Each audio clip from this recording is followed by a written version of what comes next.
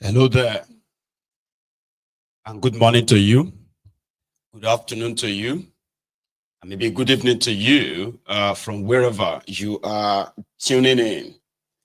It is brunch time with Maiyegun as we continue our reading from where we stopped a few days ago. So listen, if you are by chance tuning into this broadcast, just remember to treat it like you are listening to a podcast where you can easily just go about your normal business. Okay, it is reading from the book, an historical piece of what transpired during the Nigeria's first bloody genocidal war called the Nigerian Civil War. So you have a chance of engaging with the broadcast, great. And if you don't as well, also great. Just as you come across this, just do your best and try and share it, okay? So we have gotten to the part where many of the later will be victims initially, right? Believed that if they shouted one Nigeria, that they will be spared by the Nigerian army, who seem to be on a revenge mission rather than going after the Biafran soldiers, as they claimed. They called them the rebels. So civilians who welcomed them were slaughtered. They were marched on the streets in what was later called the Dance of Death. Okay, so if you have been following this, it's great. And even if you have a copy of the book, by the way, you can read along with us as well. All right. So, and if you don't, again, you can just listen.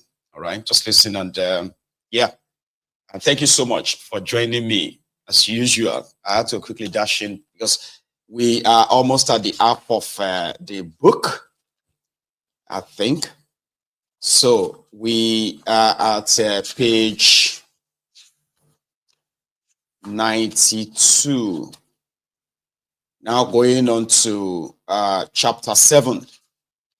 There are names here of the Asaba war victims, the victims of the Nigerian genocide. I'm talking about the region where they claim to liberate the people. However, the liberated people became their shooting targets, the Nigerian army, so to say. So some of them were in their homes, some of them in the refugee camps and all what have you in Asaba and the environ. So I'm thinking that for the sake of viewers, right, maybe we should just list out the names of those they killed. You know, I remember when I attended the Biafran Remembrance Day in London. I think that was about 2 years ago or so. I think it was in 2022. 3 years now, nearly 3 years, right? So at the gathering in London, they had to read out the names of the victims of the war, especially those who died in, the Igbos who were slaughtered in Asaba and other places, right? So here I have it in this book, the names of the victims. I don't know if that comes out clearer. It should. Now, and it's quite somehow like heartbreaking. If you have witnessed this before, like if you witnessed where the names were being read out and the Biafrans, once they read the names and the Biafrans will be like, we remember, and we remember. It's surreal, honestly. So I have here about 400 names of those they killed during the Dance of Death. It's called the Dance of Death, by the way. So the list of the Asaba dead, compiled village by the International Red Cross and the Welfare Directorate headed by Emeka Okocha. List is not exhaustive, and in many cases, contained names that were missing. There was another comparable list from the mobile office of Colonel J.B. Azinge, then Special Administrator for Asaba Division, right? Some of the listed missing people were later, as in the case of Dr. Ifeanyi Urai, who wriggled out from under the piles of dead bodies found alive. Many not listed were feared to have escaped to Biafra. Those who failed to return after the war were later confirmed dead. So here are the names for the record. Okay, so let's kind of like mention that. All right. So you have Abudei Emmanuel, Adegu John, Adegu Ibe, Paco Ekenem Chuku, Chukuma Marcel Andrew, Chukuma Michael, Chukura Ajoku, Ebenua Obi, Ebenua Francis Eluka, Egbunewe George, Eleku Okulo, Eleku Iloba, Eleku Ungbaze, Eluaka Kanayo, Eluaka Oseloka, Idigbe Michael, Ikemefuna Adaikusi, Iweze Ojinji Vincent, Iweze Odiaka, Gideaka Dancing Okobi, Kebodi Clem, Kojo Bernard, Mabikejuwa Henry Ike, Moma Chooks, Modi Dan Aduka, Modi Mike Chuku. Sorry, it's not Mike, it's Mike. But it's kind of written like a M-I-K-E. So, Modi Mike Chuku, Nwabuzo Unduka, Nwabuzo John, Nwanze Unduka, Nwogalanya Akadi, Obiakpani Francis, Odiaka Thos Olikeze, Ogbogu Sam Ekanye, Ojugbana Onweazu, Okediachi Adigwe, Okediachi Anna, Okediachi Sunday, Okocha Ben Ekenye, Okogba Felix, Okolie Azuka, Okonji George, Okonkwo Cyril Ike, Okonkwo Joseph Chike, Okone Ekene Mechuku, Okuno Young, Okwansanya Okolie, Onwuka Chukwudi, Onyeobi Unduka, Onyea Unduka, Osaji Uwabweze, Rapu Selina, Rapu Aniarobi, Uzoecha. Then you have in Ajaji. Hang on, these are the ones who died. These are the ones who died in Umu Eze or so. Then you have the Ajaji Umaji, which is now called the Umaji. Abudel Godwin, Ojufo Obi, Akule Cyril, Akule Eugene Dr. SMO, Akule Titus, Alana Eugene Akazua, Enele Chukura, Arinze Ndudi, Ato Francis, Biachi Henry, Biachi Paul Okeke, Biachi Upolo, Hime Vincent Ike, Chukuma Adigwe, Chukuma Henry Obi. Hang on.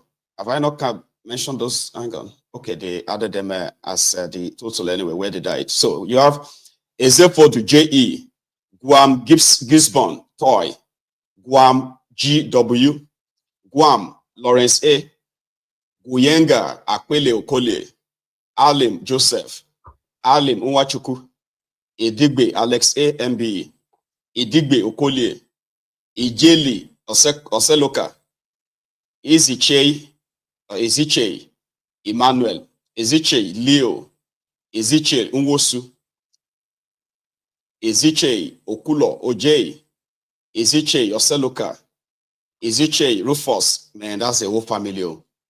Iwebi Sunday Ignatius, Iwenofu Richard, Jua George, Jua Dada, Jua Edward, Jua Honora Gilbert, Monu Albert Zoka, Monu Cyril John, Monu Daniel, Modi DN, Modi GN, Modi George, Unduka Eze,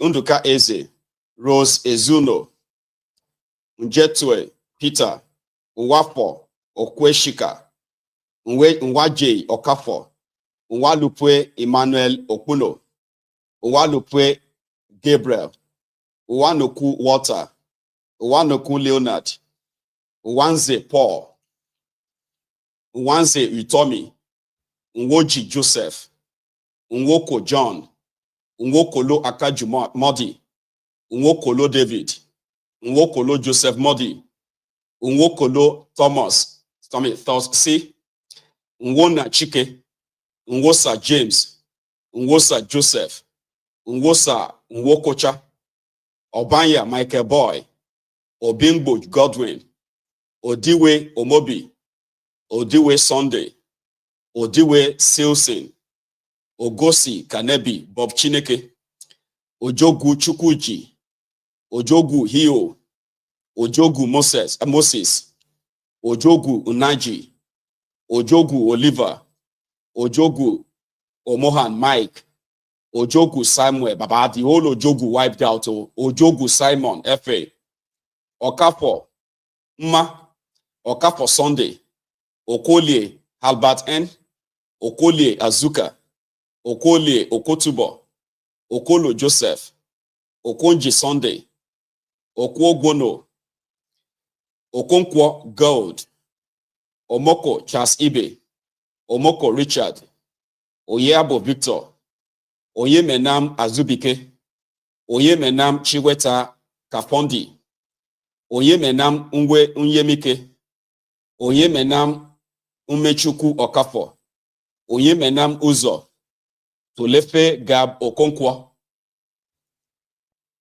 Wemambu Anamlea, Wemambu Awudu, Wemambu Obi Okocha, Wemambu Patrick, Baba, like they in some cases they like wipe out the entire family, like kill everybody.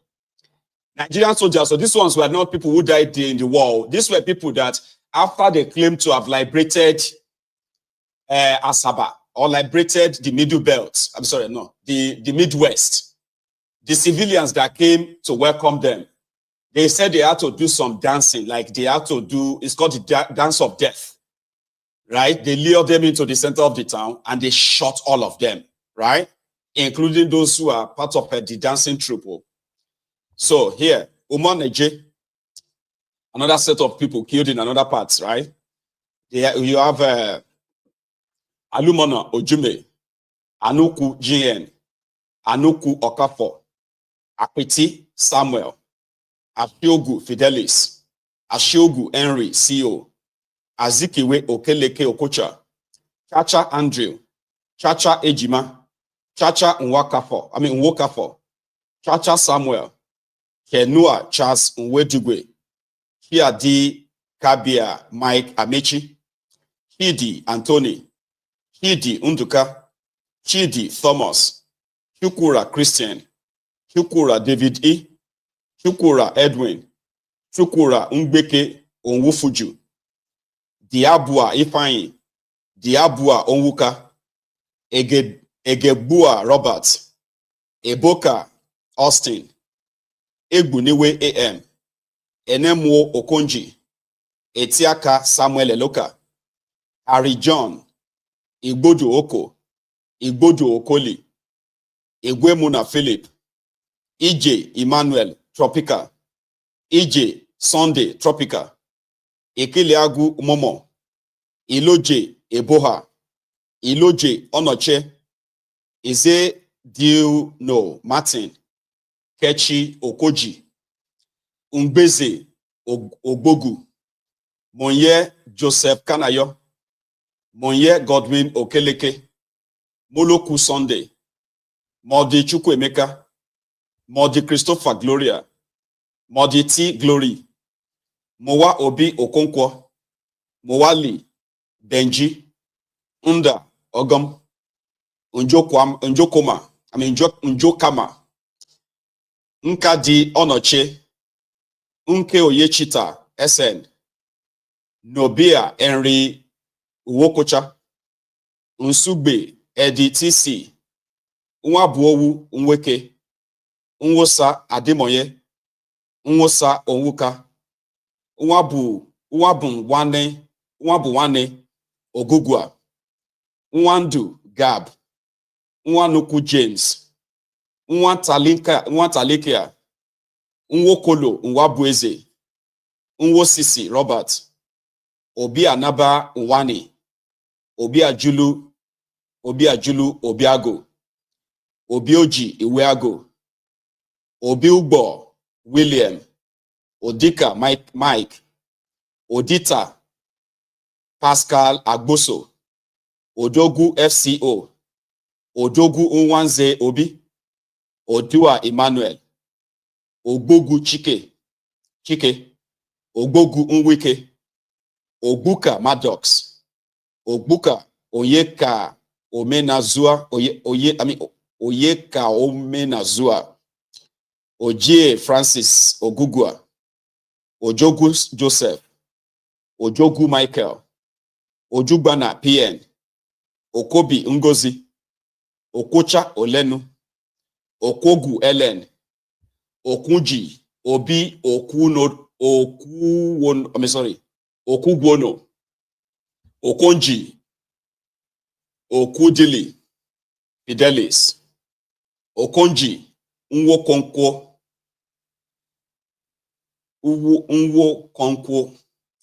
Okoji Ifeanyi, Okonta Austin, Okonta Azikiwe, Okonta Fidelis Nduka, Okonta Ikechukwu, Okonta James Nwokonkwo, Okonta Matthias, Okonta Nwadulu, Okwobi Akaize, Okwobi Obi, Okuraiwe Esito Okafo, Okuraiwe Nwanze Olokpo, Onwachi Nwanze, Onwachi Olenugwo, Onwa Diachi Sunday, Onwo Dijo Azuka, Onwo Dijo Eloba, Onwo Dijo John E, Onwo Dijo Paul Okonta, Onwo Dijo SL, Osadebe Matthew, Phillips EC MBE JP, Ude George Okocha, Ugbaja Charles, Ugboko John, Ugboko Adimefe,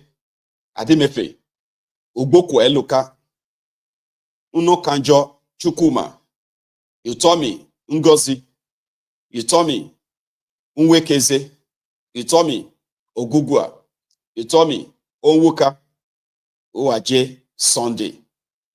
In another part of the town called Ngbomata, Anigbogu, the following people were also killed.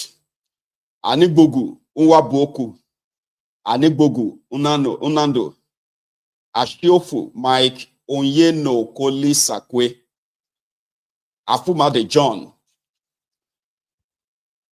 Asieku Samuel, Asieku Agolum, Chidi Francis Nwaka, Chijindu Dan Ofili, Chijindu Egbuna, Chijindu Chukwuka Alaji, Chijindu Ebora, Hiogu Ojinji, Chukwuma Robert, Efedua Ashikodi, Ezia Diefe Patrick, Ezia Diefe Ojei, Ezia Diefe Michael, Ezia Diefe Joseph Chiweta, Ezia Diefe Rada, Chukwuma, Guamiru Onoche, Igwema Nwukpo, Ije Ejima, Ije Amechi, Ikediachi Okeleke, Ikediachi Wilson, Iweobi,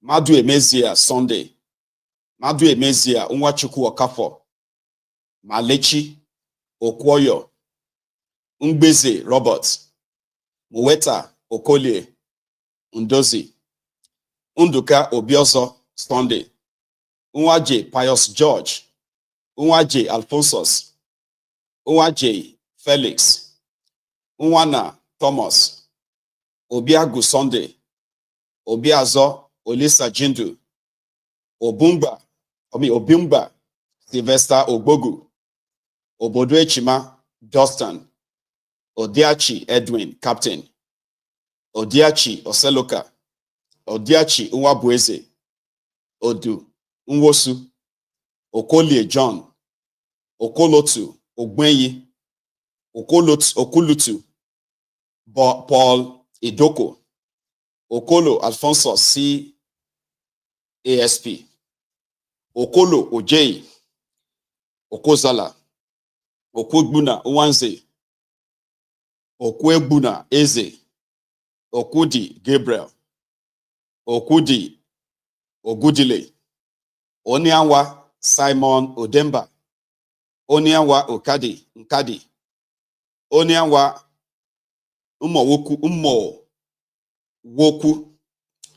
Onoku Anthony Nwanze, Onwugbuzia, Nduka Obiyalu, Ugo Chukwudebe Michael, Ugo Okotubo, Okanwa Matthias, Urai Robert, Urai Chike Paul, Urai Emmanuel, Uwaje Gabriel, Uzo Mike C. Uzo Alphonsus Aseku.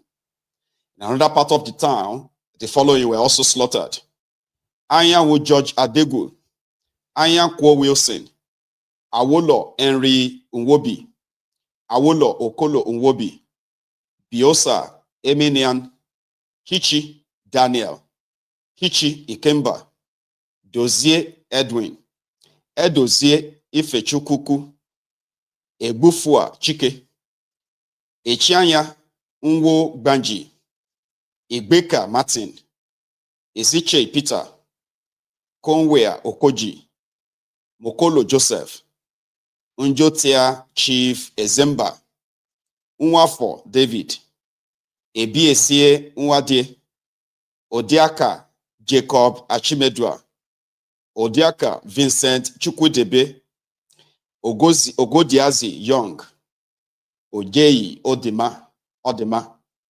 Okafor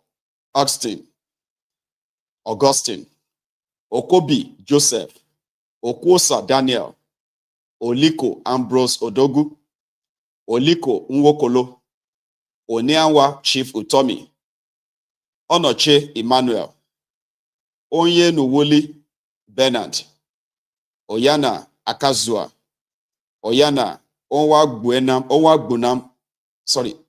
Egbunam, Oyana Nwabueze, Sidi Ayasin, Njena Okonji Modozia. So these are the recorded names of those that were lured out for welcoming the Nigerian soldiers in what was supposed to be the end of the war, at least for them, in the Midwest, where the Igbos, they call them the Western Igbos. They were the majority in that part of the Midwest. However, they became the targets that the arriving Nigerian forces or Nigerian army, who were supposed to go after the Biafran soldiers with guns. They went straight for the civilians who were blamed for some reason. They were not just blamed, they were slaughtered, right? And it was recorded that in that program, right, like tens of thousands of people were slaughtered just randomly. Round them up, shoot and kill them. Even when they finally got to Biafra, Nigerian army, when they finally got to Biafra, the atrocities they committed in the Midwest, they did not even try 1% of that when they finally got to Biafra, and the Biafran, the Biafran soldiers surrendered, right? These civilians were the casualties of Nigerians, war crime, but the perpetrators were never punished, never. You know what I mean? They were never punished. They were rewarded, as usual. So let's go to chapter 7. The obituary, it's obituary portraits. It is Homer who portrays the Greeks and their Trojan enemies with equal sympathy, and who shows that ultimately victors can suffer as great as the defeated in war. Robert Fergus, The Wrath of Achilles, Iliad, Washington Post Book World, September 16, 1990. So Dr. Eugene Akule, A Martyr on Duty. In 1962, a Scottish newspaper astounded the British audience with an unusual story. An African, for the first time, will be named Scotland's Medical Student of the Year. The accolade went to a Nigerian, Eugene Akule, graduating medical doctor from Glasgow University. Wow. Dr. Akule, a very principled, brilliant practitioner, served in rural hospitals at Uromi and Auchi after leaving the Glasgow Hospital in 1964. Later, he was to take over as the senior medical officer, SMO, in Asaba General Hospital, his hometown. When the war approached Asaba, Eugene's family advised him to leave with the family. In fact, his father begged him to jump into his car and cross the River Niger into safety. But Eugene's answer and mind were for the dying and the wounded civilians, now within the range of the invading federal troops. A doctor is trained to treat and remain within the reach of a war-torn community, he reasoned. He must not desert his responsibility. At this stage, families who really did not know what to do would abandon their children at the Akule family house and take off. Soldiers later came by and asked the Akule brothers to file out.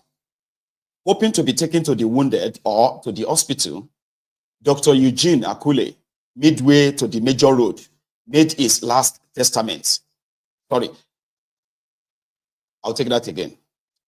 Said, hoping to be taken to the wounded or the hospital, Dr. Eugene Akule, midway to the major procession to Ogbeosowa, and seeing the carnage on the road, made his last testament. He cried, I'm a medical doctor. What are the uses of doctors in a procession of death? In the end, Eugene Akule and his beautiful brother, Elvis, were sacrificed alongside his condemned community. A martyr on duty. Too much for his aging father, who held on to the soldiers and demanded for his own bullets. Sidney Asiodu, a tragic comet. In 1967, in the heat of the Nigerian Civil War, the National Radio Broadcasting Station, at every 30-minute interval, broke off scheduled transmission. In almost those break times, a 2-minute dedication of airtime was reserved for Nigeria's finest Olympian, Sidney Asiodu. The Igbobi horse, 1963 Sportsman of the Year, Governor General's Special Scholar, University of Nigeria's Relay colleague, graduate of zoology, sports master, you say college, Warri is dead, echoed the national radio. He died before Colonel Ibrahim Taiwo, Federal Troops Brigade Commander in Asaba, could act on the frantic message from his elder brother, Chief P.C. Asiodu, then holding a cabinet position in the federal government. The Asiodu family is prominent, and the members are identifiable by some characteristics. They are usually bespectacled and ebony black, but the most famous in the Asiodu family was a 5 feet 11 inches power horse of athletic beauty covered in butter hue. Wow. The illiterate soldiers did not understand when he desperately brandished his tons of sports medals, mementos, and prizes as a Nigerian patriot and sports ambassador. From 1957 to 1963, it was the Quimbos Frestris, sports star at Igbobi College, leaving behind unbroken record in 100 and 220 yards, long jump and hurdles. These activities won him Dr. Nnamdi Azikiwe's scholarship and admission to read zoology at the University of Nigeria. From the university, he was in Nigeria's contingent to the Tokyo Olympics of 1964 and Jamaica Commonwealth Games of 1966. His international competition and travels attracted him respect and admiration, and his accomplishments for the university's various sports programs transformed his Akpabio Hall residence into a sports citadel. The students therefore enjoyed going to Akpabio Hall to meet and talk with him. Few months to the outbreak of the war, Sydney converted his Hall's Potter's Lodge into a debating platform. He stood for one indivisible federal Nigeria, and preaching against secession cost him a lot of his popularity. This apathy against secession got him stuck at Asaba. At a time when others were running for survival, the fastest runner in town failed to run for his life. That's him there. I mean, Asildu. That's another victim of the war, right? An international athlete who got slaughtered by illiterate Hausa soldiers, Fulani soldiers, right? Who were supposed to know that civilians who are not shooting at them are never to be gunned down. But no, the intention was to wipe as many of the Igbos down, I mean, as many Igbos as possible down. So they don't give a damn about your record, or if you start for one Nigeria. There's so much lessons to unpack here. Here you get. Anyway, let's continue. Another one, the enigma, Kaduna, Shukuma, Nzeogu, which picture also appears here, right? So here was Odogu of Owa, right? Muritala's first chieftaincy title. They gave Muritala a title, right? And they call him the Odogu of Owa. And when it was time for him to kill everybody in that place, right? He did not spare them. Here is another one. The Eziche family, before the fall of their male offsprings. Front row left, Dr. Onianwa, late Emmanuel, Mary rather behind, Celestine, Little Grace, and unforgettable O.C. Jet. Now, that's another prominent family that got wiped out during the war by the Nigerian army. These were those who were in support of one Nigeria. But listen, but let's continue reading, by the way. So you have the enigma of Kaduna Chukuma Nzeogu. Many scholars of Nigerian politics and government would continue to ponder over the exact motives behind the first coup d'etat that toppled the civilian government in 1966. While it is true that the 6 principal actors of that coup were Igbos who eliminated mostly non-Igbos within the corridors of power, there is the possibility that structurally the coup was anti-Igbo. The January 15, 1966 coup dismissed an Igbo president of the Senate, Igbo foreign minister, minister of education, transport and aviation. That coup also dismissed Igbo premiers in 2 regions out of the 4 regions of the federation. The end game was to install Chief Obafemi Awolowo, a Yoruba prime minister. Whatever happens, when Major Nzeogu's background, lifestyle, and beliefs are put in historical perspective, it will be very tempting to observe an enigmatic personality misrepresented by actions that were ahead of his time. It is to revisit the unending romance in the Nzeogu phenomenon that a 1982 excursion into the late Major's family is hereby produced.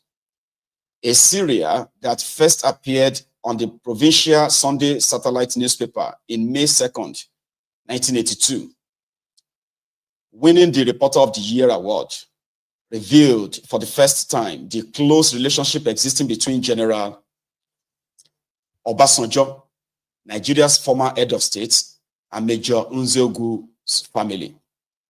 Because he was more committed to the nation than to his community, Nzeogu's death at Obolo Eke in the opening days of the war had no immediate repercussions on the family. According to, hang on, I'm kind of like roasting. Give me a sec. I'll be back in a sec. I need to open these windows. So, hang on, I can even read from here too. So give me a sec. It's roasting here.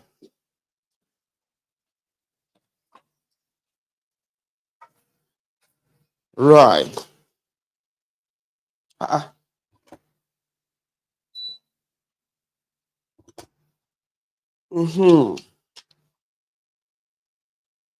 So, said according to Madam Elizabeth Uziogu, the aging mother of the late Nigerian army officer, quote, I did not know that Chukwuma died. Nobody told me that my son died. The last time I saw Chukwuma was in Enugu shortly before the war. After a few days' stay at Enugu, Chukwuma arranged for a vehicle to take me back home. I was living at Jarrett Street, Cable Point, Asaba. In tears and with a ruffled face, she told me how after some 10 months, many people started streaking into our house, including the top brass of the Nigerian army and the then commander of the Nigerian army unit in Asaba, Colonel Godwin Ali. She said it was quite easy getting at her because she lived in a house with the Nigerian army officers during the operations in Asaba and Onitsha. Asked why she refused to run away or be evacuated by the Nigerian army, Madam Unzogu said, I did not run away because Ojukwu and Gowon all had mothers. Anytime any Nigerian soldier came near my house, I always told them I am Chukwuma Unzogu's mother, and they all respected me. According to a reliable military source, Unzogu was almost a psychotic case by the time he was released from detention. With his lifelong dream of changing a decadent society frustrated by a bunch of petty-minded officers in the army, Chukwuma must have languished in General Ironsi's detention, a paranoid. There is evidence that he never forgave those bunglers of the January 15 uprising. On meeting Major Emmanuel Ifeajuna after his release, Chukwuma approached him, see what your callousness has caused the nation. He was probably most of the time out of his mind, and together with the late African thinker of the century, Christopher Okigbo, decided that the Nsukka sector would be the last wandering field. For men of mission, either stay to accomplish their mission or quickly return to the higher plane where they belong. Leo Okogu, death of a sacred cow. On his retirement, Mr. Leo Okogu had married 4 wives. His children include His Excellency Leo Okogu, Nigeria's ambassador to Bucharest, Romania. Others are Nkechi and Ndidi, former Nigeria's first lady, and Sonny Spaku Okogu, now the Ojise of Asaba. On October 7, when the federal troops invaded Asaba, a young Nigerian major who apparently was well known to Mr. Okogu entered his home. Mr. Okogu was lavishing in entertainment, serving his visitors with homemade lunch of pounded yam and okra soup. The meal was followed by drinks and arty discussions in Hausa. Suddenly, the now tipsy major pulled out a revolver and exploded in a fit of rage. Can you tell me why I should not kill you now? He asked. Mr. Okogu, reading immediate danger, the younger Okogu brothers in the house advised that the major should be rushed and eliminated at once before he carried out his threat. But Mr. Okogu countered, not in my house. The major immediately ordered everybody out to Ogbeosoa. It was while they were in the street bordering the Ogbeafo market that a bizarre rattling noise of crying women caught them cold. At that moment, the Okogus realized that they had made a fatal mistake. Mr. Okogu was brought back home in a wooden truck. He had been shot point blank on the nose and the stomach. Joseph Oyemem last called for the bank So a first-generation banker, Mr. Onyemem, who hailed from Ibusa, was instrumental in building up the services of the Barclays Bank at Asaba, giving it such a positive image as to attract customers not only from Asaba, but the whole of Anioma area. By 1967, Barclays Bank of Nigeria, Unebisi Road, was virtually the only major bank in that area. After the operations of October 1967, Mr. Oyemem and his large family returned from hiding to resume work at the bank. It was while serving customers now desperate for money that he received his last call. Shortly before Easter in 1968, a disoriented three-man squad bent on mischief had decided on their own to inflict continuous pain and death in the streets of Asaba. They arrived at the bank and called on the bank manager and his branch accountant, Mr. Anuchi, to surrender the keys to the safe.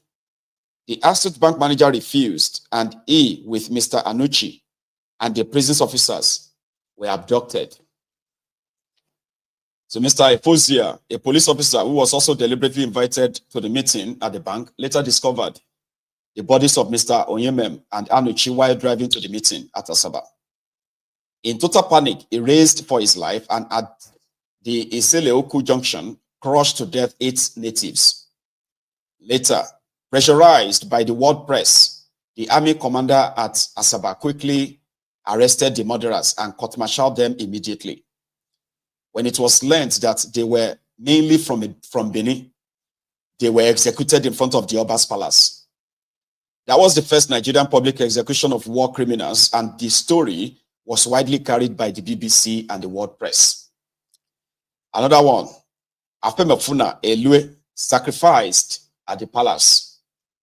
Afemefuna Elue was the secretary of the Ogwachioku Development Union during the Civil War.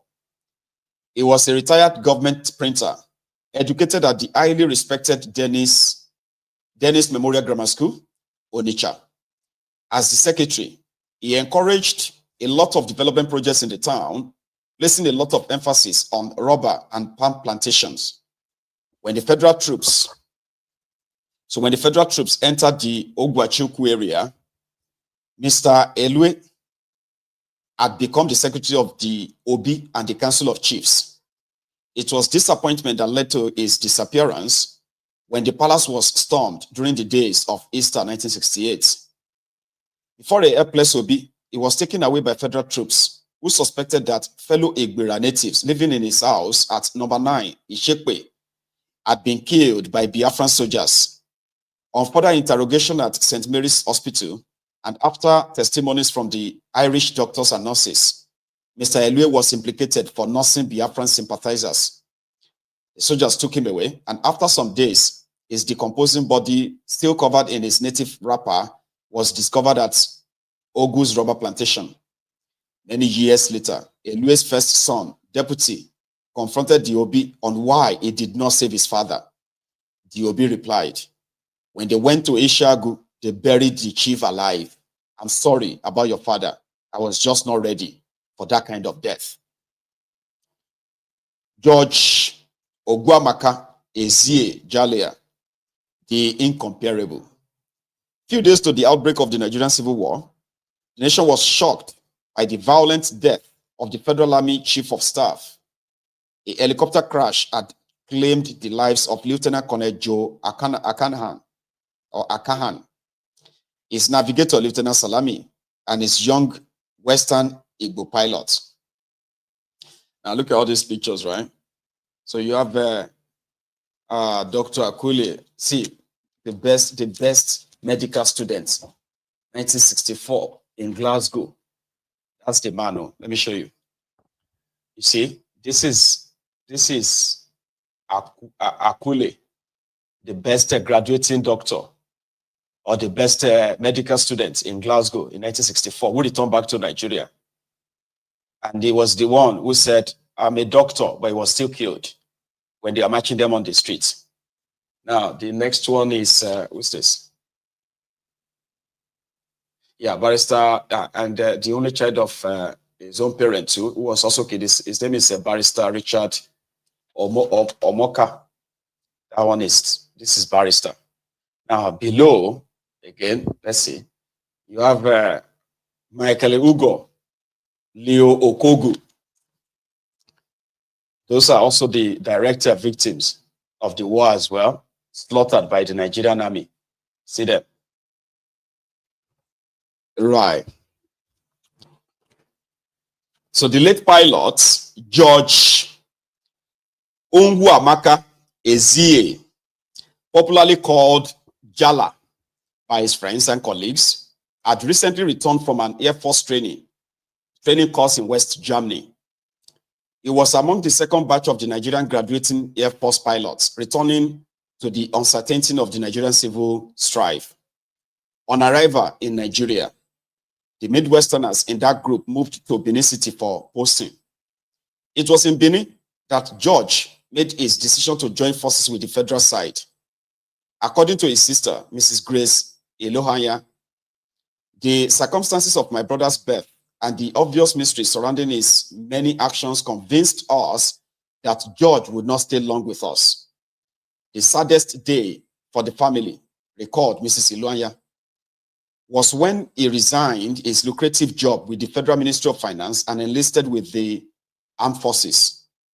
Our fears for his life increased, and for that matter, it was the first step in the fulfillment of that prophecy by a Yoruba seer, who, after the stormy weather and many deaths by lightning that heralded George's unusual birth, predicted that he was a child of war. He was therefore going to die by the sword. George, born April 9, 1942, was picked specifically by the Army Chief of Staff to fly his official tour of duty. Completing this particular mission to the Army base in Makurdi, George, on the orders of the Chief of Staff, diverted to an unscheduled trip to Boko, a few miles from Makurdi, all in Benue State. Boko is Colonel Akahan's hometown.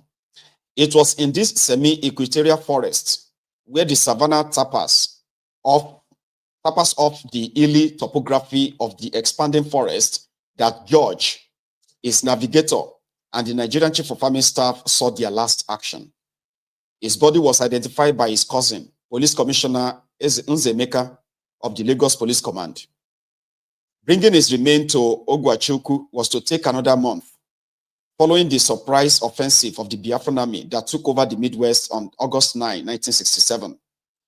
His body, which arrived Benin City on August 3rd, was in the mortuary for another 12 days as government changed hands in the capital city.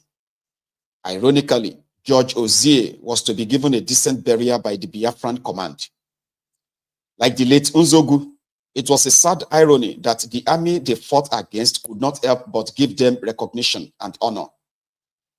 These two fine soldiers who fell defending their beliefs and ideas were respected on both sides of the fighting lines. The Biafran command at the pilot's funeral saluted his passage by conducting a parade of full military honors at Ogwachukwu on August 15, 1967. Now, another person, Ojo Obiakpani, death of a prophet. The last born of the brilliant Obiakpani family, Joe was an all-star sportsman with great inclination to the physical sciences. By 1966, he was already admitted into the very competitive high school program of the College of Immaculate Conception, Enugu. It was the tradition laid out by the reverend gentleman managing that school at that time that all their prophets, on completing the secondary school education, earned automatic enrollment into higher school. The prophets were those students expected to make distinction in the school certificate examination. On the strength of his academic records, Joe was a prophet. On October 7, 1967, he could not prophesy the tide or the shape of the war. He allowed the decision of his fate to be determined by his aging father. When the soldiers came, they gunned down the prophet. Another person, Benedict Ekenye Okocha, the end of infinite variety. My father, Ogwechi Una Yelugo Benedict Ekenye Okocha, had no reasons for staying back when the bullets started flying in Asaba. A retired civil servant. He had a lot of friends in Onitsha and beyond. His last station, the Uzuakoli leper colony, dreaded on account of society's attitude to that disease, would have been a welcome refuge. But my father never considered himself or his family first in times of emergencies. Just as there was no counseling before we ran into those patients for the first time in Uzuakoli, my father did not show any emotions. As my mother cried and begged him to evacuate us from the bombing mortars and the rattle of the machine guns, my father was rather most concerned with the safety of the whole community. At one of the meetings, he thought it would be discreet to ask the Biafran army to withdraw in time across the river to avoid civilians coming under crossfire if the federal army was to fight for the town. My father's community inclination was a product of his background as a character that needed applause. He bought it with laughter and generosity. For example, when the Barclays Bank needed an office in Asaba and approached him for a deal, he selflessly went to Oji Joseph Nwokolo, a descendant of an Asaba ruling family, offered him a new house if he would vacate his more visible estate on Unebisi Road for the bank. In one stroke, he made money for the Nwokolos, gave them a new home, and succeeded in co-founding the first major banking facility for Asaba and part of Aniocha areas. A self-taught historian, he was the richest philosopher in the community. No wonder he read so wide, kept files and clippings of the activities and speeches of best philosophers of his era: John F. Kennedy, Nikita Khrushchev, Joseph Mohandas Gandhi, Goebbels, Sukarno, Gamal Abdel Nasser, Adolf Hitler, Churchill, De Gaulle, Patrice Lumumba, Fidel Castro, Diaz Bandanaike, Bella, Kwame Nkrumah, Dunduzu, Caesar, Nwalimu Nyerere, Yuri Gagarin, first man in outer space, Nnamdi Azikiwe, Aminu Kano, Olu Akinfosile, Obafemi Awolowo, Adegoke, Adelabu, Sonya Onobamiro, Peter Enahoro, Peter Pan, Justice Udo Udoma, Dennis Osadebe, Chike Idigbe, Obi Eluaka, Okafor Edozien, F.H. Utomi, Okonkwo Adigwe, and Unduka Eze. They were also his very close friends, fellow activists, and sartorial pace setters with whom he exchanged correspondences. Those letters bordered on community development, on politics, history, education, and of course, the latest fashion from Ozendale, Manchester. In those days, the African civil servants ordered their wares direct from England. Those circle of friends included Clever Nwokobia, Smart EJ, Confidential Okonweze, and Unsurmountable Guam. As an accountant, he frowned at the fraud that reigned within the Umweze land transactions. Umweze, the richest squatters in Asaba, owned the sands and swamps of the River Niger, cable points, and much of the property across Asaba textile mills. When the chiefs in charge did not present good books, he led the youth to sue. He thought that the villagers, instead of sharing money from land proceeds, should organize scholarship funds and build their own schools and hospitals. Under the early guidance of Madam Christy Okocha, a wealthy trader and the first African to marry an English resident officer, E.C. Palmer, my father steadily grew in community influence, using the wings of his sister to shape opinions and confer status. He kept files on notable personalities, history of the world, and community events beginning from the shootout of the Second World War to the events leading to his gruesome death. A lover of the diary and newspaper clippings, his hobby included European war history, geography, and listening to the world news by the British Broadcasting Corporation, BBC, and the Voice of America, VOA. This is Paul Park reporting in special English from the Voice of America in Washington, D.C. in quote. That was my first contact with the electronic media back in 1966. As a teacher, he approached us in the evenings and in the exact dramatic panache of Joseph Goebbels, the German War Minister of Enlightenment. He would describe his bewitched audience, the Panzer military offensive that toppled the old European order, then momentarily replacing the rim of his glasses, playing the stages and pathos leading to the capitulation of Paris, the most beautiful.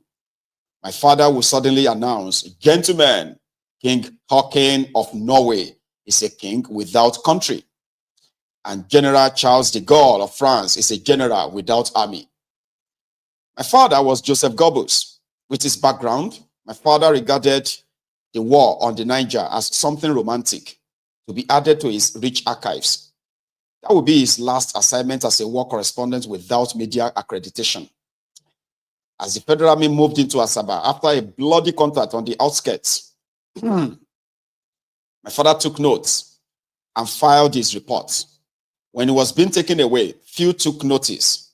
My father, at that point, became a victim of the potent forces of the native African civilization, which at that point in history were in collusion with the law and order system set up by the emerging brutal colonial Leviathan.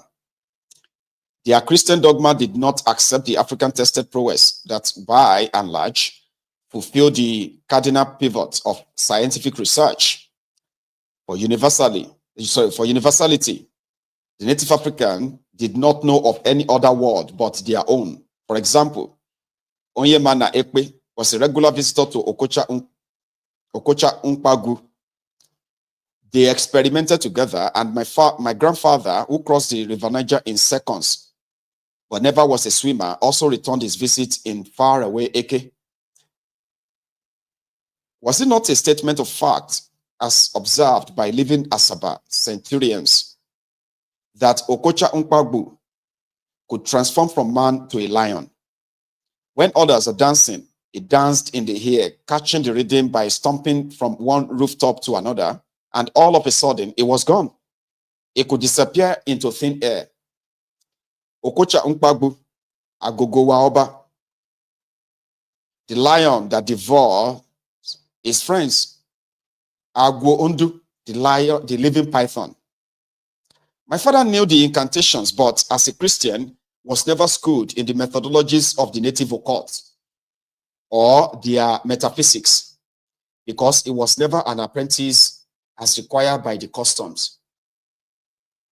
Okocha Unkpagu Waata, when he saw his death coming, had in 1923 buried his box of medicine, Akpati Ogu.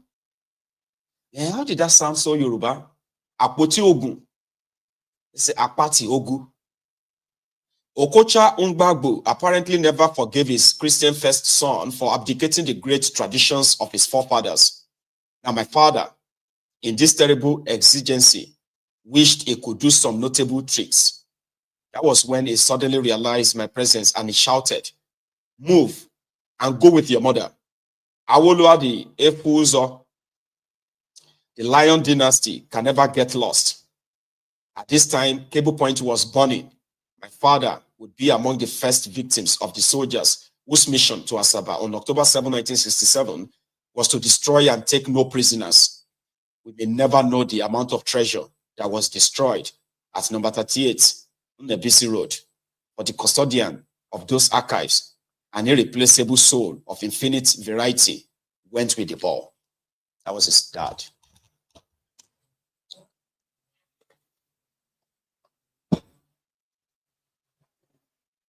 Thank you so much for listening, by the way. So we are still reading the blood on the Niger, the needless program, the killings of civilians who posed no threat or danger to these federal troops. Like, it felt like, number one, they were not professional soldiers, Number two, they were more on, vengeance, ethnic cleansing of the anything Igbo. They were blamed for the war. The Biafran soldiers who had guns, right, as they were retreating back to Biafra, the Igbos, who are indigenous people to these areas, like these Asaba, Anioma, and the environs, they were slaughtered for no reason. They separated men from women and children, right? Even children who were male children, they were not spared. Some of them were also slaughtered and killed. Yeah, rounded up and killed by these murderous soldiers that they call Nigerian federal troops at the time. It was horrendous, man. That's a part of the history that they do not really want you to probably remember. I'm telling you that let's forget it and move on. No, you can't. Now, here is another one. E.C. Phillips, the last of the origins. In 1970, the war was over. The military government of the Midwest states, appalled by the state of destruction at Asaba, rushed relief materials to the returning refugees. Only one individual could be trusted to possess the honesty and the organizational capability to distribute the relief materials to reach all the refugees. Therefore, the government requested Mr. E.C. Phillips to take charge. When the materials arrived, E.C. Phillips, member of the British Empire, failed to turn up. The government agents moved the relief materials to the Catholic mission.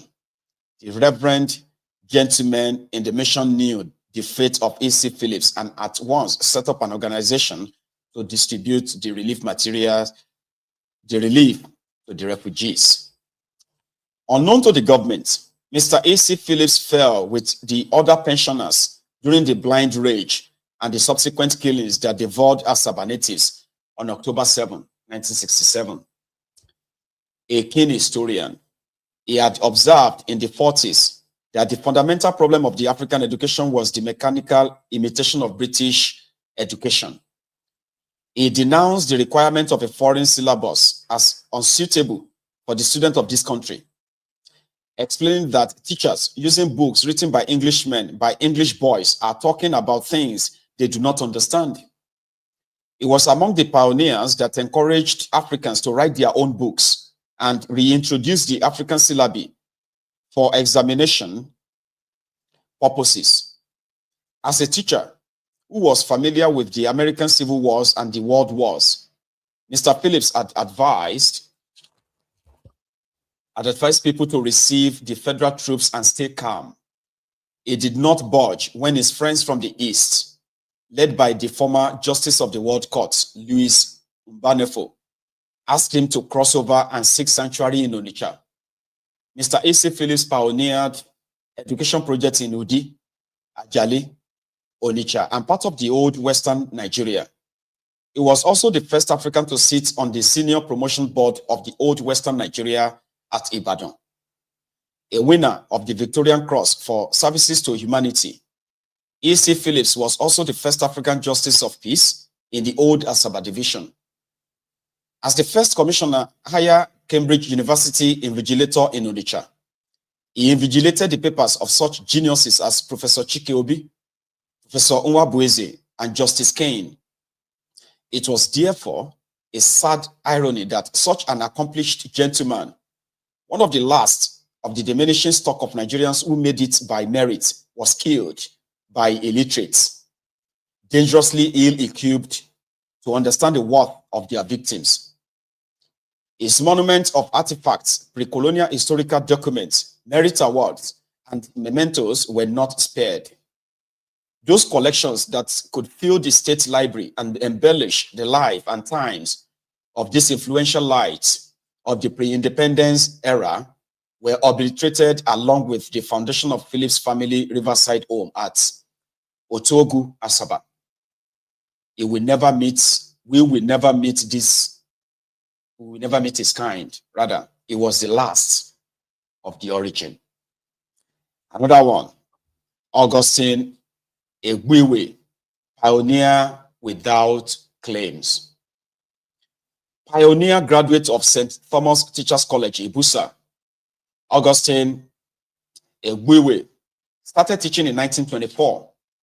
Standing in front of a class of men of his father's age, he would be provided with a stool to enable him reach the blackboard. As the headmaster of Sacred Art School, Warri, he prepared and influenced the career of some of the present leaders of the Delta region. Shortly before independence, the colonial government, mindful of his excellent contributions towards the education of the African people, moved him to the local government division. He served as the district officer of Osun, Oshogbo, Ado Ekiti, Ibadan, and Oyo divisions. With the creation of the Midwest from the Western region, he was the district officer in Benin and later promoted senior divisional officer, DSO, for Warri and Western Yoruba provinces. His adept knowledge of the people's culture, forthrightness, and discipline was a major asset whenever the government appointed him arbiter to many of those traditional chieftaincy fields, in the communities under his charge. In 1967, as the war approached Yoruba provinces, the OVA of Ugeli sent a message to the Igbo senior divisional officer. The royal father, in appreciation of Mr. Ogbuiwe's contribution to the development of his division, promised him the security of his palace in case he decided to remain at Ugeli. Ogbuiwe remembered two of his sons abandoned in Benin. The other members of his family were at Asaba. On October 15, 1967, Tony Egbuiwe, his second son, was crying all day in a ceiling hideout in Benin. His host had reported to him that his father's car with plate number MA1081 had been located in Benin. Soldiers were driving about in his father's car and were telling horrible stories of the wipe-out operations in Asaba. Augustine Egbuiwe, the great mind who had refused the OVA's security plan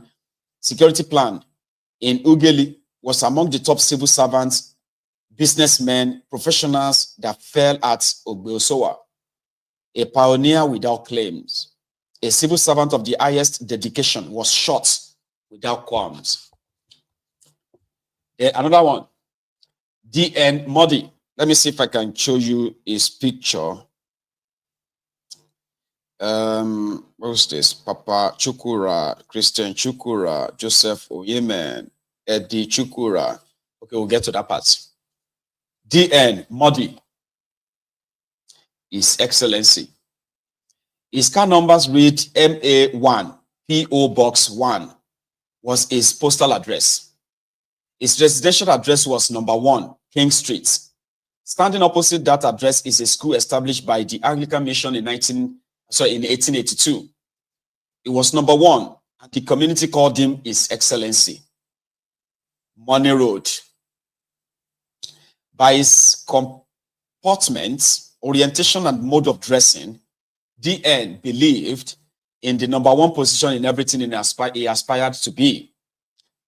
President of the Pensioners Union in 1967, he retired as the first African chief clerk of a trading unit of the United African Company in Sapele, MYCAVA. One of the greatest community leaders of his era, His Excellency won his name by exemplary deeds. He was concerned on learning that most of the women who traveled into town from the neighboring towns of Ibusa, Iseleoku, Ila, Ogwachuku, and Isele Asaba were usually very thirsty. After covering distances on foot to the market, these African women who carried on their heads all sorts of wares needed a place to refresh after selling off their goods in the morning hours. Mr. Modi promptly commissioned very big pots of water and bought laborers to fill up the pot with clean stream water.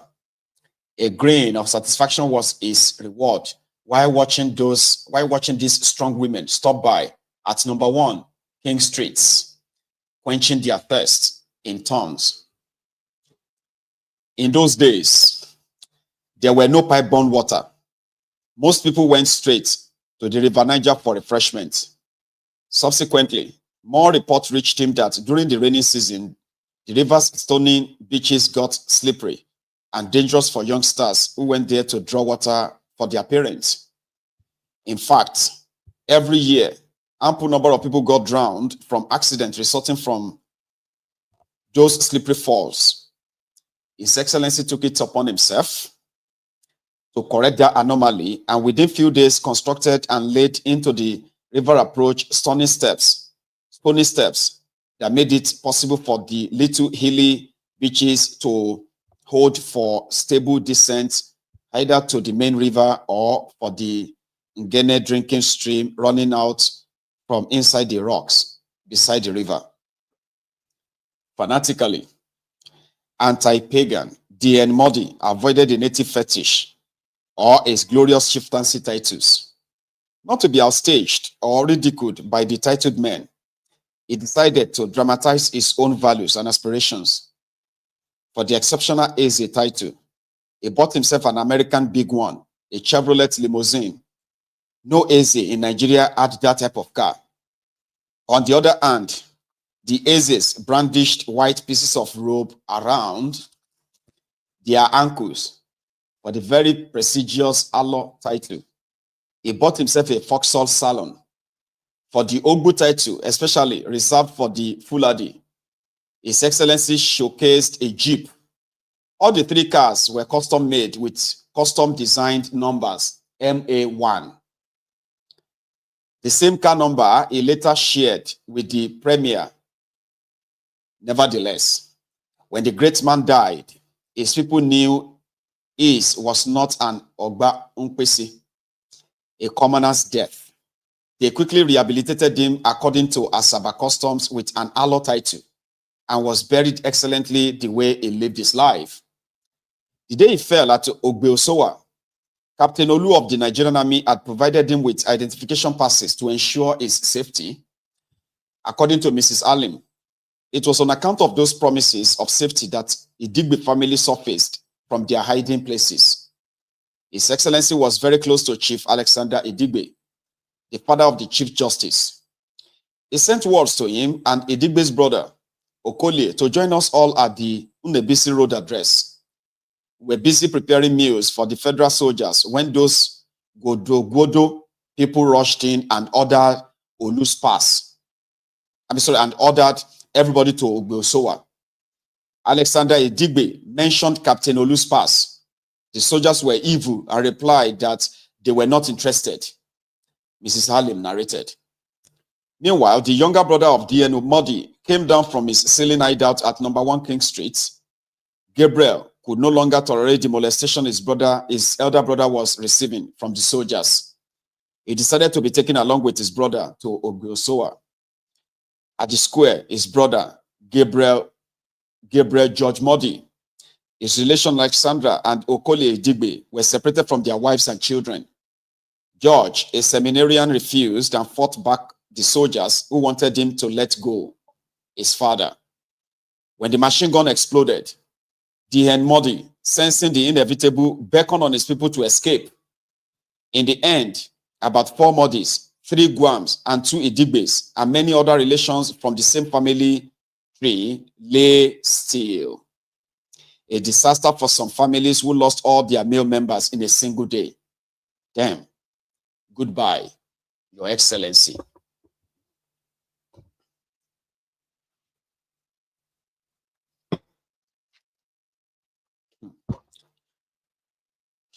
Here is another one. Christian and Eddie Chukura. This is Christian and this is Eddie. Okay.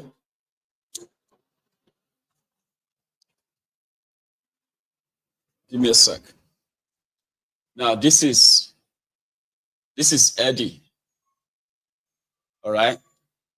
This is Eddie. This is, what is his name again? Christian, yeah. So this is Christian. This is Eddie. Chukura. They are brothers. Now their own story. It was prime time, and Brigadier Adeyinka Adebayo, military governor of Western States, was on Ibadan television news line. The newscaster on that October 1967 edition mentioned Asaba, and the governor returned to face his audience. He said that he was returning to Ibadan after a tour of the war zone. He was sorry that the beautiful town of Asaba, noted for their pretty people, was burning, and civilians have been killed in large numbers. As Brigadier Adebayo was killed out, a chilling montage of burning houses and sprawling victims of the massacres filled out the screen. As soon as I saw the first pictures, I knew it. My brother, Chris, was lying face down. On a stop, in a bloody mess, was my younger brother, Eddie. In one day, October 6, 1967, Olisa Chukura, Nigeria's renowned constitutional lawyer, had lost his father and two brothers. For him, the everlasting nightmare of losing all these men in one moment of time came through the immediacy of the television news. These two brothers were among the first official victims of the Asaba Massacre. On October 5, due to the heavy firing in town, the family moved to Umezi quarters. The following day, the 6th, they were returning to their homes when they were arrested by federal troops. Before the post office junction, they were humiliated, and at a point, the eldest of the Chukuras, a retired sergeant of the West African Frontier Force, questioned the discipline of the soldiers. He was no longer ready to take any more humiliation. Before his family, he was hit directly on the head. His younger brother, Eddie, an English-trained engineer, had a contract for the reconstruction of the Ishiagu-Asaba Road. It was while he was in Onitsha purchasing materials for the contract that he was cut off from his Ishiagu station. The soldiers hit the handsome man by the side of the face. Despite the close range, he was still breathing for a long time and needed help. His sister, a matron with the Anglican Girls' Grammar School, Asaba, saw our two brothers on the ground. Chris was dead by the time I arrived on the scene at the corner of Post Office Road. Eddie's face gushed out blood each time he managed to breathe, lamented the matron. Mama, look at Uche, was our little son's cry. Later, our other brother, Olisa, was without warning confronted with the same grotesque pictures in faraway Ibadan by insensitive television editors. Sooner or later, those who committed those havoc will pay for it, he consoled himself. When the tragic news of the death of the two brothers reached their father, the old man lost his world. He needed explanation on why his sons were shot in cold blood. The soldiers, out for more young blood, ignored him. Papa Chukura, a chief clerk in the Nigerian colonial government since the 1930s, was not the type to be ignored. He burst out on the soldiers. The soldiers were surprised at the old man's audacity. Like his sons, they crucified him. Those were the type of pictures seldom used by the television. The television is a cool medium. On account of its transcendental powers, care is often taken in editing volatile commodities for the consumption of a restive audience trapped in the violence and exigency of war. Here is another one. Hughes' mommy, Moma, for the love of a woman. The civil war in Asaba presented to the Federal Army the romantic opportunity of kidnapping the famous beauties of the River Niger. That many top army commanders share the same pillows with Western Igbo women is not unconnected with the 1967 Asaba operations. One of those house operations ended on very sad, unforgettable notes. Hughes, Moma, the showman, debonair salesman from Coast City, had returned to Umweze quarters, Asaba, and could be easily identified by both armies. He was popular on both sides. Later, a federal platoon arrived at his one-story building and avoided him. An officer, however, apprehended his wife.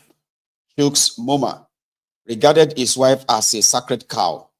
The beautiful woman should never be contaminated. For the love of his wife and with his bare hands, Hughes fought the invaders. A few bursts of the small machine guns mortally wounded him. For the love of a woman, a great soul was cut down in his prime. For the love of a woman. Here is another one. Chris Ogbolu, once upon a time. Now, the Nigerian Civil War ended as personal wars to so many Western Igbos. Caro Okonweze, the beautiful daughter of a Akuku civil servant, had lost her celebrated husband, Colonel Gabriel Okonweze, in the counter coup of July 1966. For a long time, she and her family refused consolation. It was the bubbling effervescence and the strong support of her younger brother, Captain Chris Ogbolu, fresh from an Air Force training course in Germany, that kept her going. All through the family's ordeal and refugee experiences in the Biafran enclave, Chris stood by his family, an old boy of St. Patrick's College, Asaba. Chris returned from Germany in 1966, the youngest pilot of the Nigerian Air Force. This crew included Tony Ekazabo, Anumalo, Okwere, etc., always loyal to his friends and colleagues.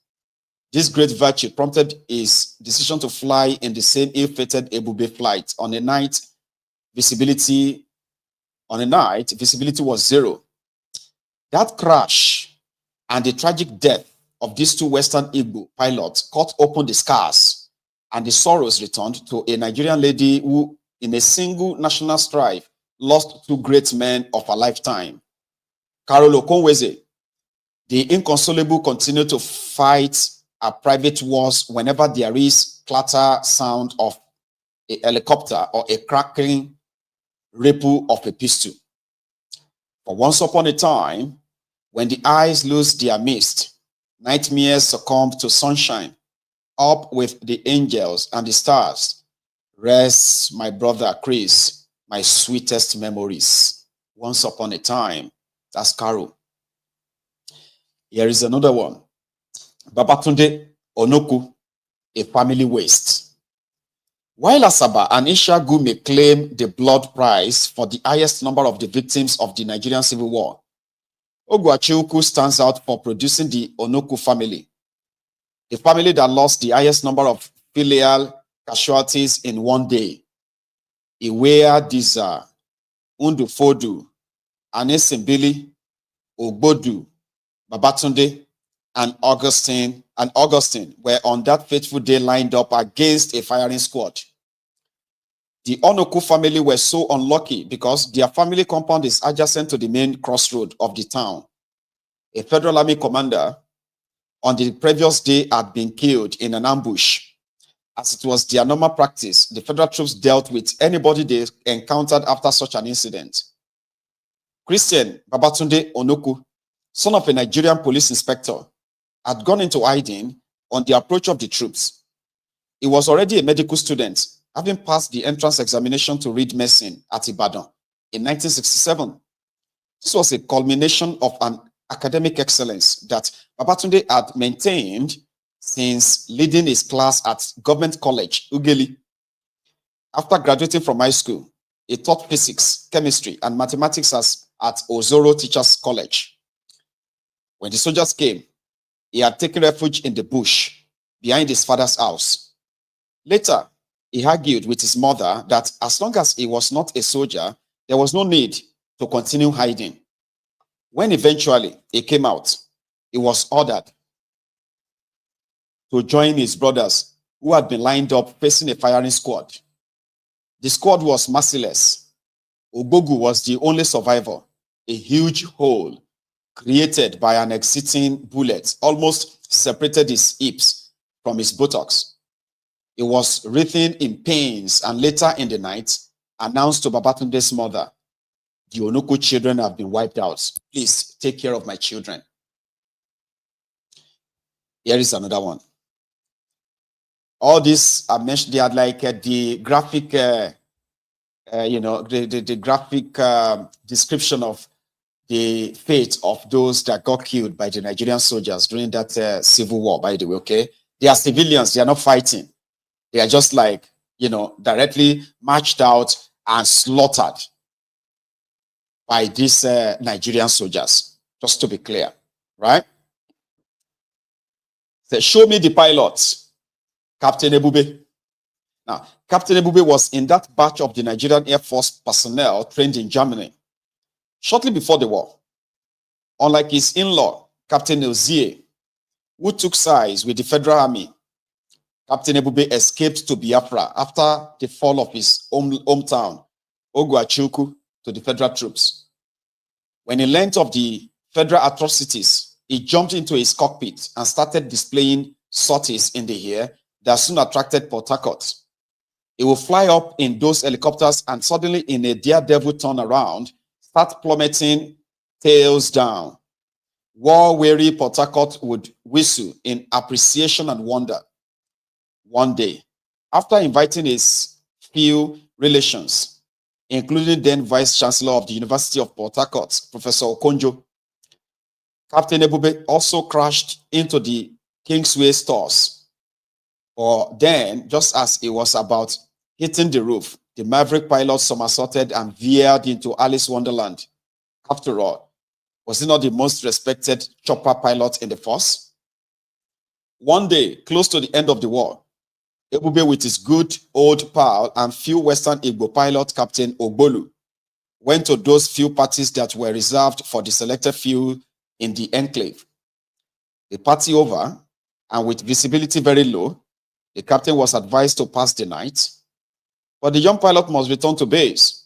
That night, the chopper and his pilot did not go far. The helicopter collided with a palm tree, and that was the last flight of this prince from Ogwachukwu.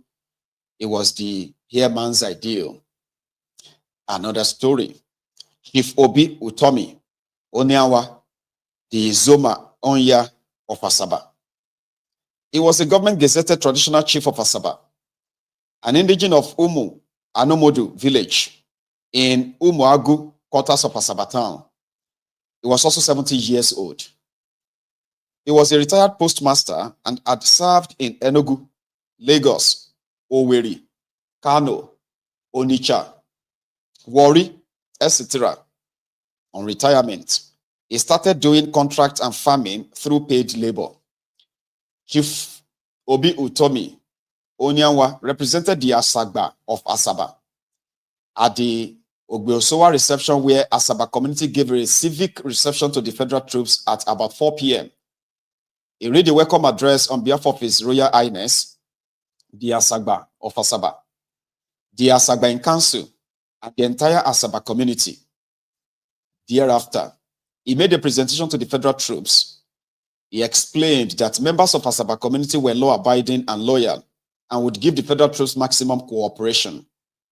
Shortly after receiving the typed welcome address and the presents, the federal troops separated the men from the women in the crowd of about 4,000 people who came to receive them. The troops had laid ambush in the bushes around the reception venue. The federal troops opened fire on the unsuspecting, unarmed, and innocent Asaba civilians, both old and young, and slaughtered them. Obi Utomi Onyawa, who was on the front line of the civic reception party, was hit on the thigh by a bullet. He fell on the ground unconscious. Other civilian victims who were hit by bullet fell on him. Later in the night, at about 8 p.m., Obi Utomi Onyawa regained consciousness. Because of the cool night breeze, he pushed aside the dead bodies which had fallen on him and managed to get up. He then started limping in pains and commenced to go home. On his way, however, at Ogbeogo village, near Mr. Unda's house, Another group of federal troops met him and opened fire. He was hit several times on the chest. He fell there on the ground and died instantly. Luckily for him, as it were, some women saw him and dug a shallow grave and buried him near the front of the house where he was shot dead. The word luckily has been used here because most of the people who were slaughtered at Ogbeosowa village by the federal troops were buried in mass graves. The civilians deserted the town after the Ogbeosowa massacre. At the end of the Nigerian Civil War in January 1970, his children came home and they were shown the shallow grave where their father was buried. The body was then exhumed and reburied in Obi Utomi Aniawa compound in Umuagu Quarters, Asaba. Obi Utomi Aniawa believed in educating all his children because of his early exposure to education and Western civilization. He was the OC telegrams in P&T training school at Oshodi, Lagos. Many of the top management of the 9 posts before and after the war were his students at Oshodi. He was the chairman of Asaba Urban Council and also was a member of the Asaba Customary Court and also served as postmaster in Enugu, Owerri, Onitsha, Kano, etc. He was a community leader and a member of Asaba's cabinet. Now again, you have all their faces here. For example, this is Babatunde Onoku. Hang on, no, let me put the camera up, right? For example, this is Babatunde. This is Babatunde Onoku, the young man that came out of hiding when the entire Onoku family, all their male children were slaughtered by the, lined up by firing squad. Then you have Captain Jala Ozie, Captain Ebube, the two brilliant pilots who later crashed into a palm tree in Biafra. Then you have a Chooks Mama, you have Obi Utomi Enyanwa. This is Obi Utomi Enyanwa. That's the old man. He was 70 years old. The man that delivered the welcome address to the federal troop that promised that they were all law-abiding and they were ready to cooperate. The Asaba people were ready to cooperate with the federal troop, but it was later slaughtered. It was later kind of like, among the people that got shot at Ogbeosowa. That was him, right? The old man. He escaped. Sorry, he survived partially. Meanwhile, on his way to his house, another set of what do you call them? Nigerian soldiers. They found him and they shot him dead. That's him. Anyway, another one. Leonard, Obi, Walter, Amechi, Uwanokus said the sorrows of the two planets. Chief Uwanoku is the oldest man in his village. In his more than 80 years sojourn on earth, he has witnessed a lot of death. At present, he rarely cries and very seldom does it partake in burial ceremonies. When the photographs of his two deceased sons were demanded, he retorted, "I prefer not to have anything remind me of my two sons. That war was a war waged against me personally.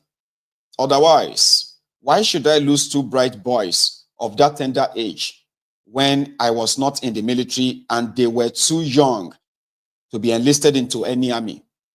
I shall mourn the death of my boys all the days of my life. And when I die, the sorrows of their passage will follow me to the next world." In fact, Leonard and Walter made it safely to their father's farmland away from the flying bullets that announced the federal thrust into Asaba. On the 6th of October, some Asaba indigents arrived at the bush hideout and announced that a reception was being prepared for the victorious Federal Army. The boys returned home with their mother. During the house-to-house operations mounted by the soldiers on the 7th, Leonard and Walter were mercilessly shot in front of their mother. The mother of our children took everything from Mrs. Ego Nwanoku. Her last energy was employed to bury them right in front of the family house. She no longer comes near that house. Like her estranged husband, he has nothing to remind her of those kids. The sorrows of two planets, Walter and Leonard. Another one. Michael Ugo. I have planted money. Emeka Okocha, the whiskeyed entertainer of the Nigerian soccer, learned a lot from his uncle. His uncle, on the other hand, was a close friend of Michael. In those days, when money was in a few hands, Ugo had plenty of it. Without discrimination, he attracted most of the young men to join his business empire. From Agbo to Asaba, Ugo was a silent leader in Lagos. We enjoyed his money, echoed Mr. Okocha.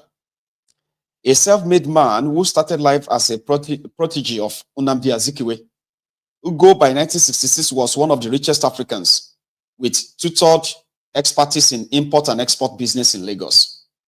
In fact, he had the first indigenous forwarding and clearing company in Nigeria. His octopus transport ventures, Ikechukwu Ka, preceded the Ojuku and the Ekenedilichukwu lines. According to his sister, Ngozi Onye, Mr. Ugo never exceeded 11 a.m. closing time. Curiously, he had asked him one time he came home, Diokpa, why are you returning from work when others are yet to settle down for the day's job? Look at my bag, Ada, was his reply. It is very heavy. I have planted money that my family can never finish. Money can be planted, and when it is planted well with good nourishment, it will start harvesting itself at that point. You don't have to work. What I do is every morning I go to collect money, and that is my work from 7 a.m. to 11 a.m. Picking my harvest, the immortal philosophy of Michael Ugo. That money and his immense wealth most of the time went to helping out his folks. Those were his unmatchable legacy. Before the government thought about it, it was Ugo who took care of the young men trooping into Lagos for the first time by providing for them until they got a place under the sun. He lavished on these young men food, clothing, and sheltered them in his estates around Ebutemeta and Yaba areas. He offered shelter for those who have no housing. He had estates in Yaba and the Ebutemeta areas to keep these young men starting life in a very strange city. For those who had no clothes, he commissioned tailors to provide for their clothing needs. Finally, he fed all these unemployed youth until they were able to secure jobs. One evidence of Ugo's towering influence across board is the living testimony of Jide Uche. Jide Uche was a driver with Azimiros of Oguta before attending his brother's wedding to Ngozi Ugo. He was asked by the big man to consider Lagos for a job, and the following conversation ensued. Where do you want to work? United African Company was Jide Uche's reply. Would you like to start tomorrow? Jide Uche was stunned. Is this man the president or is playing around? How can one apply for a job and start on the same day of application? Of all places, the white man's controlled UAC of those days. If you are interested, get ready at 8 o'clock in the morning, and I will take you to the management, was Ugo's conclusion. The following morning, Jide Uche, on introduction to the white manager, started on the spot as a trainee manager. He retired as a manager of that company in 1963 1983, before his death, Ugo had organized the Western Igbos into a homogeneous cultural outfit, financing their appetizing appearances in the Lagos areas. He was selfless enough to avoid the egocentric titles and mannerism of our later day champions of community development. Therefore, in total appreciation, the Ibusa community decided to offer free of charge large acres of their Etako land to Mr. Ugo. They were able to release a record of Ugo's achievements, advising the men of means to emulate Michael Ugo. The lyrics went like this: Onye wele Ugo ya meka Ugo.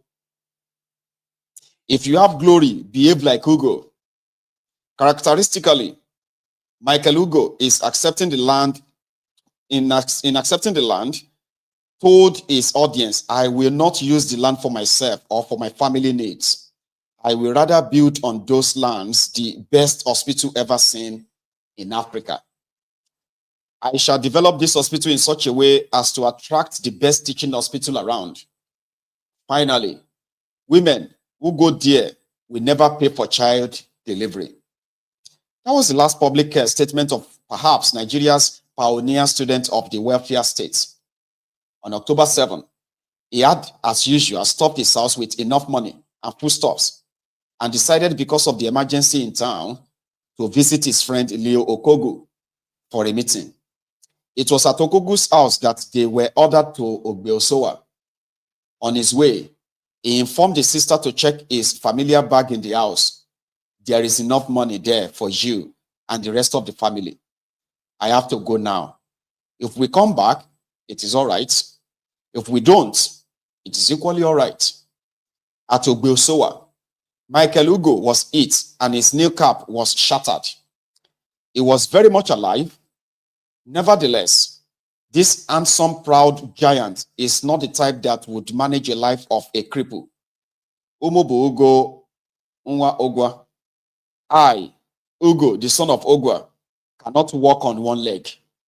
And with that cry, he beckoned on the federal soldier to finish the job. He was hit again at close range in his chest, in the chest. I say this categorically because I was the one who collected my brother and Mr. Okogu in our truck back for burial. I saw the bullet holes in the knees and the second one in his chest. I buried him with blood-soaked bundles of pounds planted in his trouser pockets.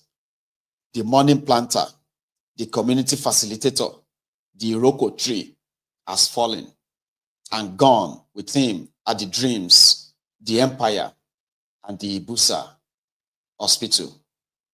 Wow.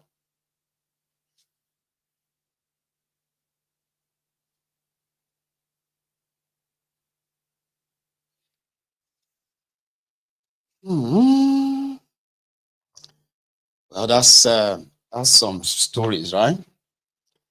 Thank you so much for listening. So we shall continue from that next time, okay? So we have chapter 8, we'll go into chapter 8. That kind of make me feel somehow, honestly.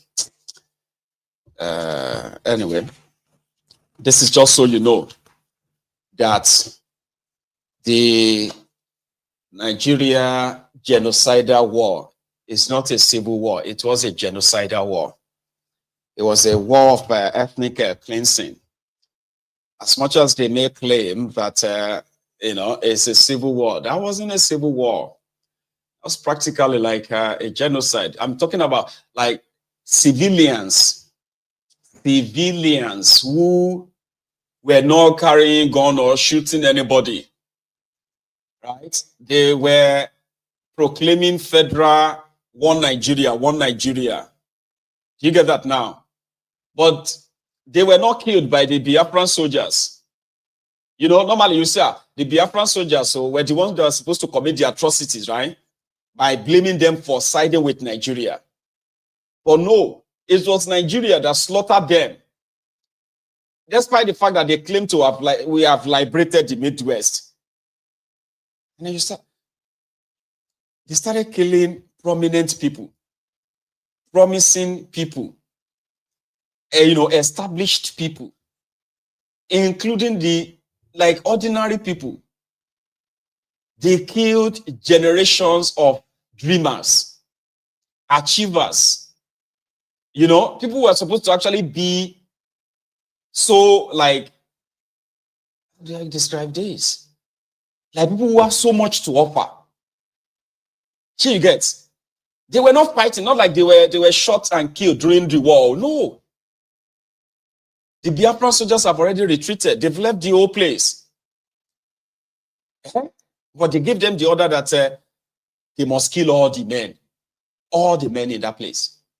And that's what they went to do. Asaba suffered.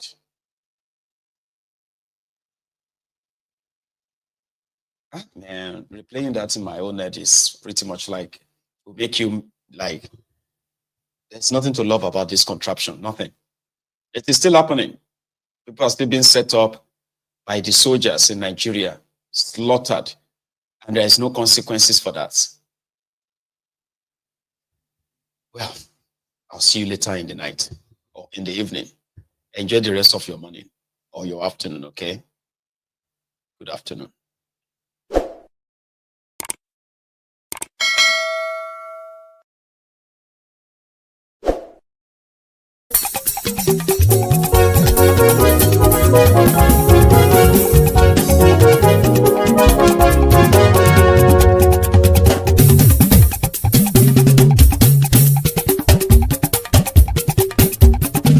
Maiyegun làwa mọ̀ làmọ̀ tó dòdòdò. Maiyegun Diary, Maiyegun #1. Maiyegun làwa mọ̀ làmọ̀ tó dòdòdò. Maiyegun Diary, Maiyegun #1. Maiyegun ti dé o ọ̀rẹ́ ará ìlú. Maiyegun Diary, Maiyegun #1. Lórí Facebook, lórí YouTube. Maiyegun Diary, Maiyegun #1. Gbogbo bó ṣe ń lọ ni Maiyegun já wa sí. Maiyegun Diary, Maiyegun #1. Àṣírí ọ̀jẹ̀lú kì í bò níbẹ̀ o.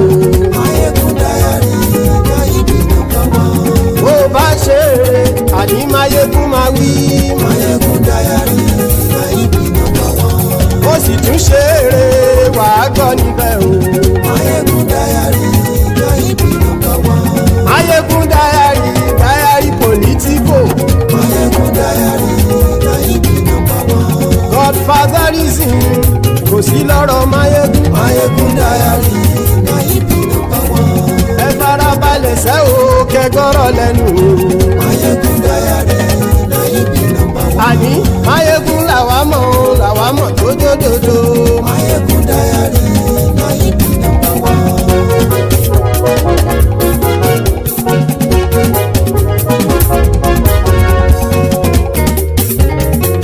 Àní ẹ̀sùn ràkì.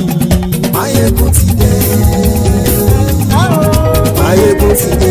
Ọ̀jẹ̀lú ẹ̀sùn ràkì. Maiyegun ti dé. Àní ẹ̀sùn ràkì. Maiyegun ti dé. Lórí Facebook. Maiyegun ti dé. Àní ẹ̀sùn ràkì.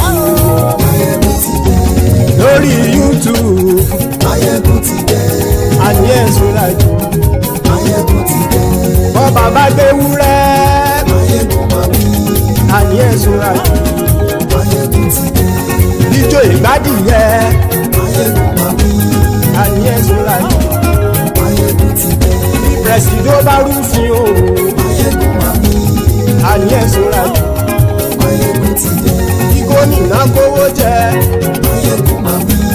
Àní ẹ̀sùn ràkì. Maiyegun ti dé. Ọlọ́pàá tí ń darí bá. Maiyegun máa wí. Àní ẹ̀sùn ràkì. Maiyegun ti dé. Aṣòfin tí ń rúfin o. Maiyegun máa wí. Àní ẹ̀sùn ràkì. Maiyegun ti dé. Òpùrọ́ olóṣèlú. Maiyegun máa wí. Àní ẹ̀sùn ràkì. Maiyegun ti dé. Ọ̀jẹ̀lú ẹ̀sùn ràkì. Maiyegun ti dé. Àní ẹ̀sùn ràkì. Maiyegun ti dé.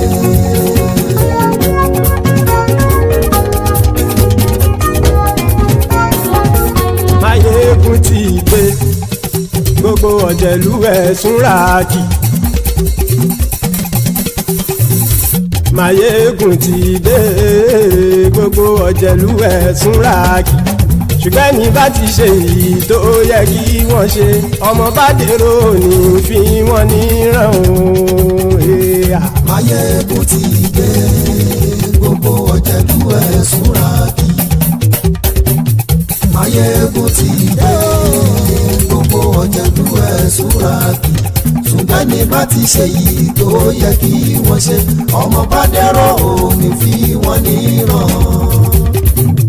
wọ́n fowó bẹ́ẹ̀ o Maiyegun ó sọ pé wọ́n ò fẹ́ bẹ́ẹ̀. wọ́n fowó bẹ́ẹ̀ Maiyegun ó sọ pé wọ́n ò fẹ́ bẹ́ẹ̀. oníkan ṣáàtì ṣe yìí tó yẹ kí wọ́n ṣe fáwọn ará ìlú tó gbé wọn débẹ̀ o. Maiyegun ti dé gbogbo ọ̀jẹ̀lú ẹ̀ súnra kì. Maiyegun ti dé gbogbo ọ̀jẹ̀lú ẹ̀ súnra kì. ṣùgbọ́n ní bá ti ṣe yìí tó yẹ kí wọ́n ṣe ọmọ bá dẹ́rọ̀ ò ní fi wọ́n níran. kì máa yí ṣe eré ọ̀rọ̀ yìí kì í ṣe ẹ̀fẹ̀. kì máa yí ṣe eré ọ̀rọ̀ yìí kì í ṣe ẹ̀fẹ̀. ẹni bá ti lè lẹ́bọ̀ lẹ́rù o ọmọ bá dèrò kàṣà ìtú wọn síta. Maiyegun ti dé gbogbo ọ̀jẹ̀lú ẹ̀ súnra kì. Maiyegun ti dé gbogbo ọ̀jẹ̀lú ẹ̀ súnra kì.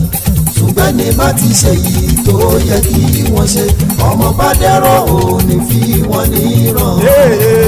tẹnitẹni ọmọ Maiyegun ọ̀rẹ́ ara ìlú mọ̀mọ́ ni mo fọlọ́run ṣọ́ ẹ̀ bá kìlẹ́bù. lóòótọ́ olódodo ìlú ọ̀tá ìlú mọ̀mọ́ ni ìwọ ṣá máa ń ṣọ́ra kò sì mọ́ bẹ̀rù. bọ́tà ń lè rí bóníṣègùn lé káwọn mọ̀mọ́ fi ṣera wọn ni ó ti dẹrùn tí wọn ò gbọ́dọ̀ sì mọ́ bẹ̀.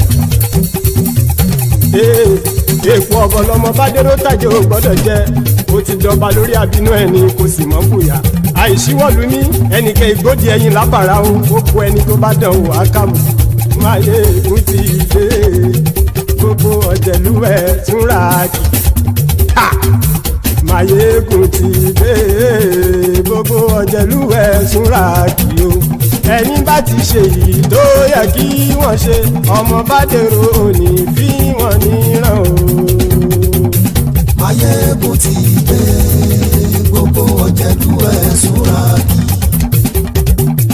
Maiyegun ti dé gbogbo ọ̀jẹ̀lú ẹ̀ súnra kì. ṣùgbọ́n ní bá ti ṣe yìí tó yẹ kí wọ́n ṣe ọmọ bá dẹ́rọ̀ ò ní fi wọ́n níran.